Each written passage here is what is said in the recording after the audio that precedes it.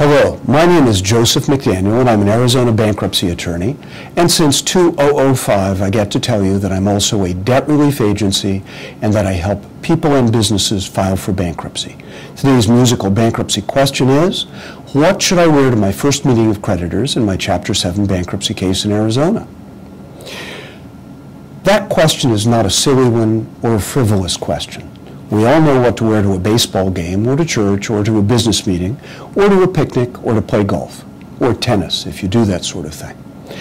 But not all of us show up routinely in bankruptcy court, so not all of us know the answer. It's also a little more important than you might think, because first impressions matter. And they call it the practice of law for a good reason. Here's what not to wear to a first meeting of creditors in Phoenix, even if you're a Scottsdale kind of girl. Avoid wearing a 5-carat cubic zirconia ring in a vermeil setting. A client of mine did exactly that about 15 years ago. I'd suggested that she take it off, and she laughed and said it was worth $5, and she'd gotten it at the Tucson Gem and Mineral Show out of a barrel. And that if the bankruptcy trustee wanted it, she'd just toss it to him. Now that's why they call it the practice of law, of course. You practice and you learn from your mistakes. So we went to the first meeting, and the trustee stared at the ring for the entire meeting, and the trustee didn't say a word about it.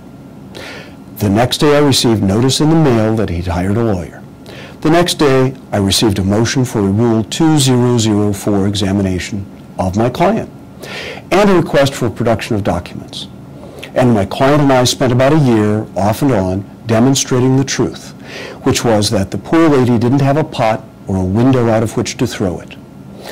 But it's not so easy to correct a mistaken first impression. Remember, you only have one chance to make a first impression. It's ever so true.